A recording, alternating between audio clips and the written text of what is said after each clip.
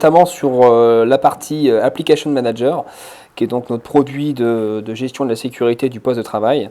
Donc je vais dérouler cette présentation en deux parties. D'abord quelques slides et puis ensuite une démo qui pourra donc illustrer l'ensemble des fonctionnalités qui sont offertes par Application Manager.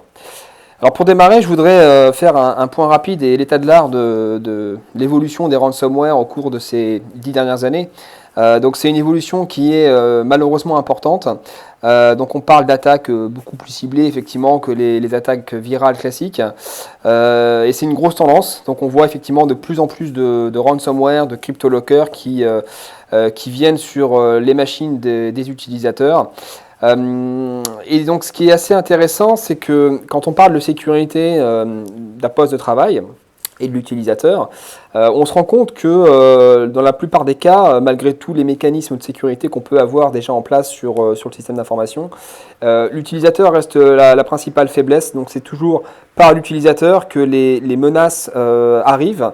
Alors c'est vrai que les meilleurs exemples, c'est souvent les mauvais mails sur lesquels on a cliqué, ou on a ouvert les mauvaises pièces jointes, on a récupéré les mauvais fichiers sur un mauvais site. Et fondamentalement, le facteur commun dans tout ça, c'est l'utilisateur, et c'est souvent l'utilisateur qui est la source des différents problèmes, et notamment des cryptolockers, puisque c'est le sujet qui va principalement nous intéresser aujourd'hui. Alors à côté de ça, quand on parle de sécurité, et ça représente un challenge assez important aujourd'hui dans le monde de l'IT, c'est vrai qu'on a plusieurs niveaux sur lesquels on peut positionner des solutions de sécurité. Donc on va bien sûr penser à des solutions comment dire, côté réseau, donc tout ce qui va être firewalling, filtrage. On va avoir la partie patch management, le patching. Mais ce qu'on constate aussi, c'est que la plupart du temps, la sécurité du endpoint reste malheureusement assez insuffisante, malgré les solutions antivirales. Mais les solutions antivirales, et on le verra après, ne peuvent pas forcément couvrir 100% des menaces, et notamment l'ensemble des menaces qu'on appelle les menaces zero day, puisque les antivirus sont par définition sont amenés à couvrir les menaces dont ils sont au courant. Donc on n'est pas du tout forcément protégé à 100%. Alors justement, quand il s'agit de protéger le poste de travail, donc il y a plusieurs méthodologies. La première, c'est ce qu'on appelle le blacklisting. Alors le blacklisting, c'est quelque chose d'intéressant, mais malheureusement, c'est pas forcément exhaustif. On a toutes les solutions antivirales. Alors le problème de l'antivirus, c'est qu'il va protéger contre ce qu'il connaît, en fonction de la liste des définitions qu'on va bien vouloir lui fournir. Vous avez des solutions comportementales, mais qui sont également un peu lourdes à gérer. Et puis vous avez le whitelisting, alors qui nécessite, qui est très efficace, mais qui nécessite une administration qui est assez lourde, et qui sur le long terme peut poser un réel problème d'exploitation et de gestion, et donc laisser place peut-être à quelques failles, quelques brèches qui pourraient être exploitées éventuellement par certains types de ransomware. Et il faut également évoquer, quand on parle de sécurité, il faut également penser à la notion de gestion des privilèges, parce qu'on se rend compte aujourd'hui sur un parc informatique qu'on a un certain pourcentage de la population qui peut potentiellement avoir les privilèges administrateurs sur leur machine. Alors il y a toujours un bon nombre de raisons pour pouvoir être admin de sa machine.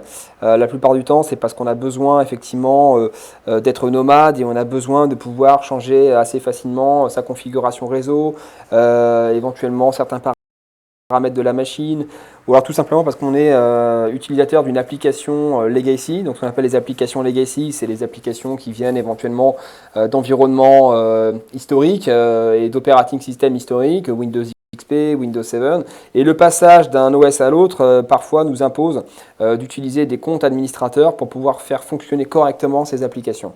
Donc il y a ces exemples-là, et puis dernier point qu'on pourrait citer, c'est effectivement les gens qui ont par nature besoin de privilèges plus élevés que les autres. Je pense notamment au cas des développeurs qui, pour pouvoir mener à bien, je dirais, leur mission de développement de logiciels, compiler donc du code exécutable, avoir accès à certaines ressources système. Et c'est toujours un peu compliqué donc de supprimer de manière efficace les droits admin pour ces gens-là. Alors, mais en même temps, c'est aussi la possibilité, quand on supprime les droits admin pour un utilisateur, de réduire de 90% le risque de vulnérabilité, notamment celles qui sont identifiées par Microsoft sur la partie operating system. Donc ça, c'est également un point important qu'il faut être capable de gérer. Et c'est donc justement l'objectif d'Absence Application Manager, c'est de pouvoir donc gérer ces différentes couches de sécurité, à commencer par les fonctionnalités de whitelisting, blacklisting. Donc ça va nous permettre de faire du contrôle d'accès aux applications ou éventuellement du contrôle d'accès à des groupes applicatifs en fonction d'un contexte. Donc ce qu'on va définir par un contexte, c'est tout simplement une connectivité réseau. Est-ce que l'utilisateur se trouve dans le réseau de l'entreprise ou non, par exemple? Est-ce qu'il est connecté au VPN? Est-ce qu'il est connecté au Wi-Fi? Est-ce qu'il est chez lui? Et en fonction de ce contexte-là, on va être capable d'interdire ou d'autoriser l'accès à une application, un programme, un composant sur la machine de l'utilisateur. Donc ça, c'est la première fonctionnalité. La deuxième fonctionnalité, et c'est celle-là qui est vraiment très intéressante pour la protection contre les zero day et les malwares, et les cryptolockers, bien sûr, c'est ce qu'on appelle le Trusted Ownership. Donc le Trusted Ownership va nous permettre d'identifier de manière, je dirais, fiable, qui est le propriétaire d'un code exécutable au moment où ce code exécutable est lancé. Donc ce que j'entends par code exécutable, ça va être bien sûr des fichiers exécutables, ça va être des DLL, ça va être des macros, donc tout ce que l'utilisateur peut potentiellement lancer sur sa machine. On va tout simplement vérifier qui est le propriétaire de ce fichier-là au moment où il s'exécute. Et si ce propriétaire n'est pas dans une liste de confiance, on va tout simplement interdire l'exécution donc de ce code. Troisième fonctionnalité, la suppression des droits admin et la gestion des privilèges. Donc là, on va être capable donc, de supprimer complètement les privilèges administrateurs pour un utilisateur et à la place, gérer dynamiquement donc, les privilèges dont il a besoin pour mener à bien son métier, pour travailler comme il avait l'habitude de travailler à l'époque. Donc de manière assez efficace. On est dans cette même idée capable également de gérer l'élévation à la demande. Dans des contextes où les gens sont de plus en plus nomades, on va être capable de fournir des outils permettant à l'utilisateur de faire une demande d'élévation, même si celui-ci est complètement déconnecté du réseau, avec un système de code de requête et code de réponse qui sera fourni par le support téléphonique, par exemple. On va être capable de déverrouiller l'accès à une application et en même temps de fournir des privilèges sur cette application pour qu'elle puisse tourner dans un contexte, on va dire, administrateur, sans pour autant que l'utilisateur soit administrateur, bien sûr. Quatrième fonctionnalité, l'ANAC. Donc alors ce qu'on appelle l'ANAC, c'est l'Application Network Access Control. L'idée ici, ça va être de pouvoir filtrer précisément par application quels sont les protocoles, quelles sont les ressources réseau qui peuvent être utilisées par une application. Et ça, c'est intéressant, encore une fois, sous différents contextes. On peut interdire, par exemple, l'accès à un répertoire ou l'accès à un partage réseau, si tant est que l'utilisateur ne soit pas connecté sur le réseau de l'entreprise. Alors que si le même utilisateur se connecte sur son VPN, il n'aura pas forcément les mêmes privilèges d'accès à ce répertoire réseau. Et le dernier point, alors fournir de la sécurité, effectivement, c'est important, mais il faut être capable aussi de comprendre ce que font les utilisateurs.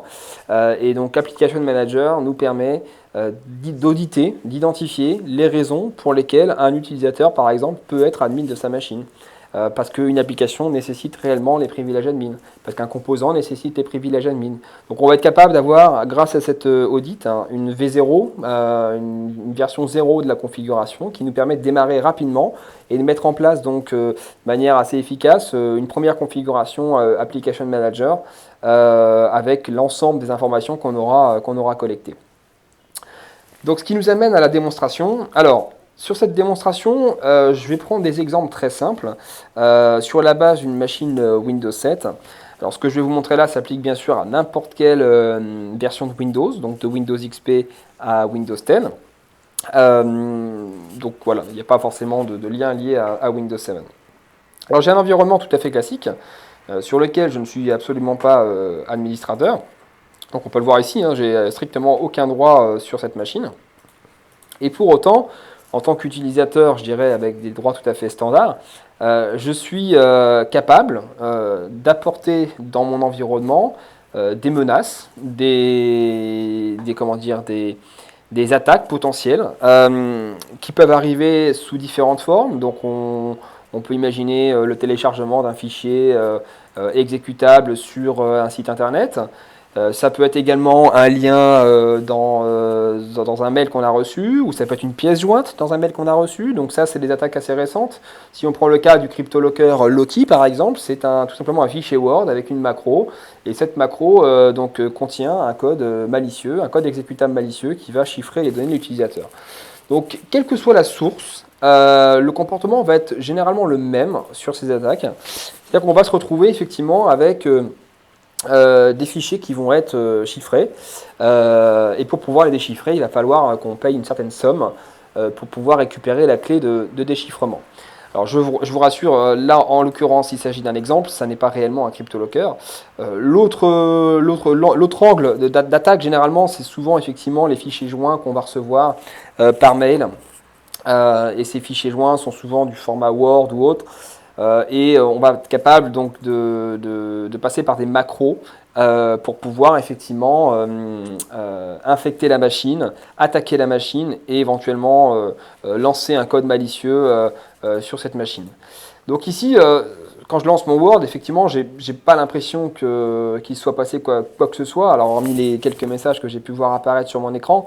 Mais fondamentalement, ce qui se passe en tâche de fond, c'est que le simple fait d'avoir ouvert ce document, que j'ai reçu en pièce jointe, avec une macro donc vérolée, va générer donc un code malicieux. Ce code malicieux, il va donc être exécuté sur ma machine, alors que je n'ai aucun privilège. Je suis vraiment un utilisateur standard et je n'ai vraiment aucun privilège particulier. Mais le fait est que la menace, elle est présente, elle est installée sur ma machine, et elle va potentiellement se lancer en tâche de fond sans que je puisse m'en rendre compte. Alors, quand on regarde le point commun entre ces différentes menaces, donc les deux que je viens de vous montrer, comme je vous l'expliquais tout à l'heure, la source de ces codes malicieux, c'est l'utilisateur. C'est-à-dire que c'est l'utilisateur qui amène la menace. Donc il l'amène par différents types de supports, Internet, mail, clé USB, lecteur réseau, peu importe. Mais c'est lui qui en est le propriétaire. Ça veut dire que si on vérifie qui est le propriétaire de ces fichiers-là, on va se rendre compte que le propriétaire, c'est l'utilisateur. Donc ça, c'est un comportement tout à fait normal, hein, puisque c'est lié à l'OS, c'est lié au système d'exploitation Microsoft. Mais à partir du moment où on amène un fichier sur une machine, on en est le propriétaire. Donc là, quand je regarde mon script update.vbs, effectivement, le propriétaire, c'est Nicolas Bonnet, donc c'est l'utilisateur. Et si je regarde donc le code malicieux qui a été téléchargé au sein de ma macro Word, le propriétaire, c'est également Nicolas Bonnet. Donc on va se baser là-dessus et on va tout simplement analyser, quand on ouvre un fichier exécutable, qui est le propriétaire de ce fichier. Et si ce propriétaire n'est pas considéré comme un propriétaire de confiance, on va tout simplement interdire l'accès à ce code exécutable. Donc, on va pouvoir configurer ça de manière très simple dans la console Application Manager. Donc, on va ouvrir la configuration de la machine et on va activer donc la fonctionnalité de Trusted Ownership. Donc le Trusted Ownership, en termes de configuration, c'est vraiment très simple, puisqu'il suffit de cocher la case, d'établir la liste des propriétaires de confiance. Donc par défaut, dans cette liste, on va retrouver les comptes administrateurs, les comptes qui sont utilisés par le packaging, les comptes qui sont utilisés pour les services, les comptes système. Tous ces comptes-là sont par défaut dans cette liste-là. Donc il n'est pas forcément nécessaire de changer quoi que ce soit. Il suffit de cliquer sur OK, de sauvegarder la configuration.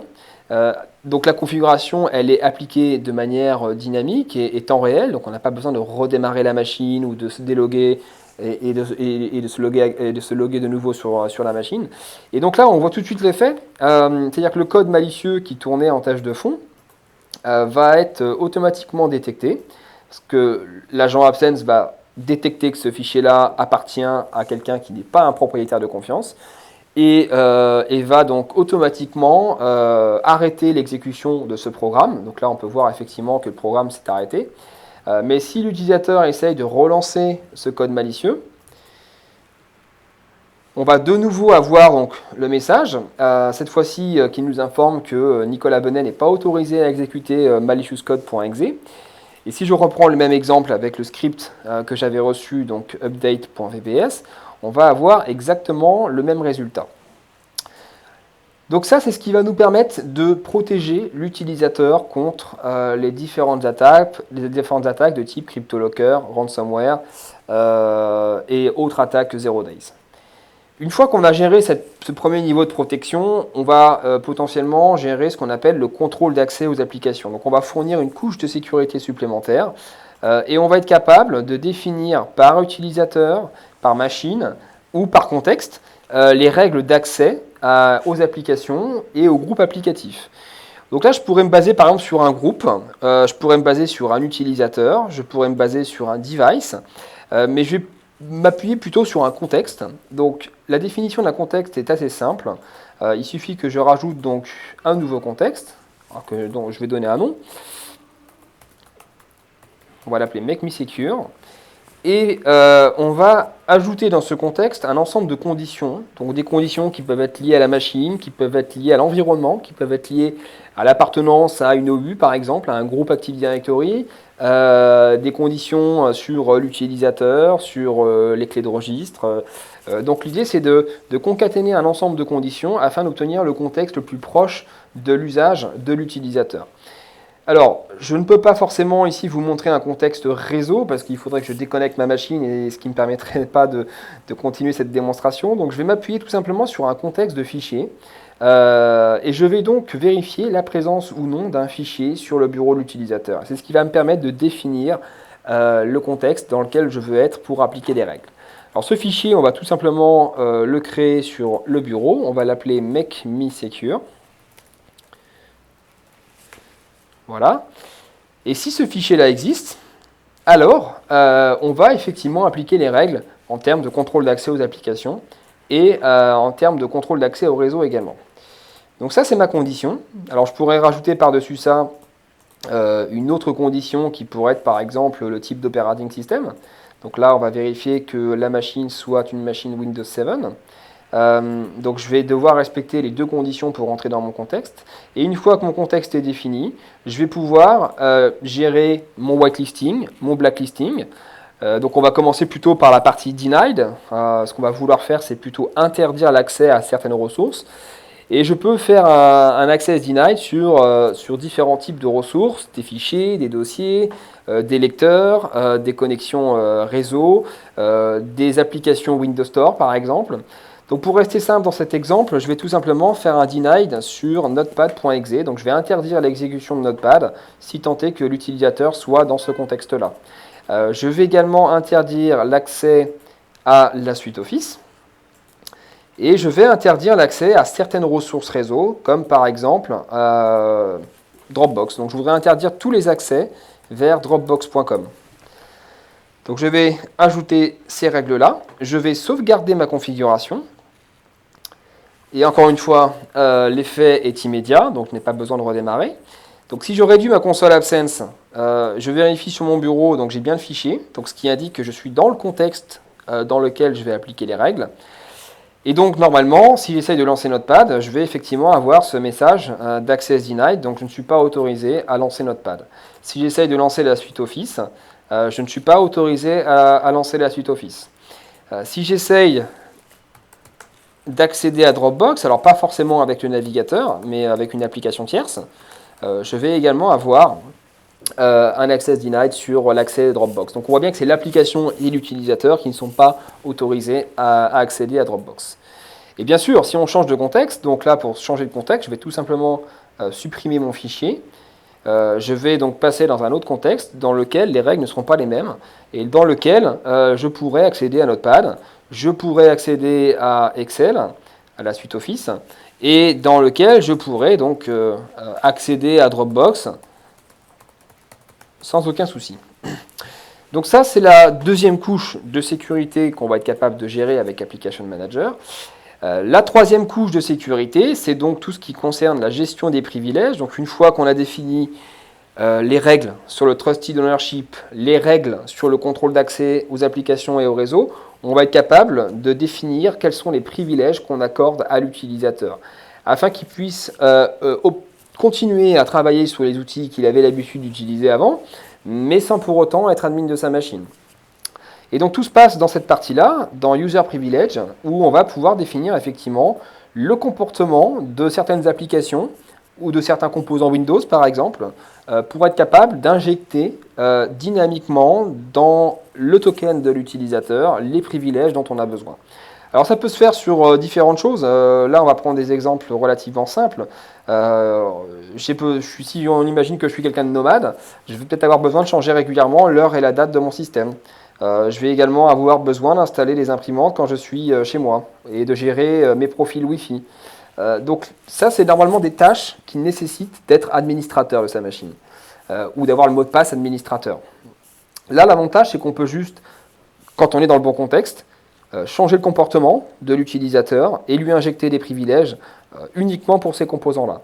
Et c'est la même réflexion pour les applications. Donc les applications que je vais devoir lancer vont être également adossées d'un privilège administrateur. Donc si je dois par exemple faire une élévation sur une application comme cmd.exe, je vais tout simplement spécifier le nom de l'application. Alors je peux être plus complet, hein, je peux rajouter des métadatas, des signatures, différents éléments pour bien identifier l'application. Et ça peut être aussi des contextes un petit peu plus, des exemples un petit peu plus simples, comme l'installation d'une application.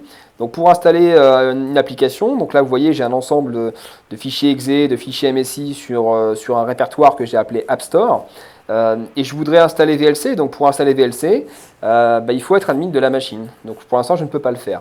Donc ce que je vais faire, c'est que je vais rajouter ici un nouveau dossier qui va correspondre donc à mon répertoire App Store.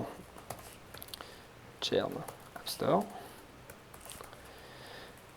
Et je vais définir donc un ensemble de privilèges qui vont être utilisés sur ce répertoire pour pouvoir installer les applications qui sont dans ce répertoire et uniquement les installations qui sont dans ce répertoire. Voilà, donc ça c'est des règles très simples mais qui permettent rapidement de gérer les privilèges de l'utilisateur. Donc je sauvegarde ma configuration. Et encore une fois, l'effet est immédiat. Donc il faut bien sûr que je sois dans le bon contexte. Donc je vais remettre le document sur mon bureau. Et ce qui me permet d'avoir donc une élévation sur la gestion de l'heure et la date du système, donc que je peux changer. Et sur l'exécution de cmd.exe. Donc là, j'ai un cmd.exe qui est proprement élevé. Donc on peut le voir puisqu'il y a effectivement l'indication ici administrateur. Pour autant, je reste totalement dans le contexte de l'utilisateur, donc ça c'est important. Et je ne fournis pas pour autant l'élévation sur les processus enfants. Donc je vais vraiment limiter la portée de l'élévation sur une application donnée. Donc là, vous voyez, j'ai perdu totalement l'élévation sur les processus enfants de cmd.exe. Et dernier point, donc l'installation d'applications. Donc tout ce qui va venir de l'App Store ici sera considéré comme propriétaire de confiance dans un premier temps, et on va pouvoir exécuter donc les installeurs, et on sera donc élevé temporairement le temps de l'installation. Donc si je lance VLC, je vais être capable effectivement de lancer VLC et d'avoir cette élévation qui va me permettre d'installer, ou ici de désinstaller, puisque VLC était déjà installé, de cette machine. Voilà. Et donc ce qui nous amène à la fin de cette démonstration et de cette présentation, donc merci beaucoup.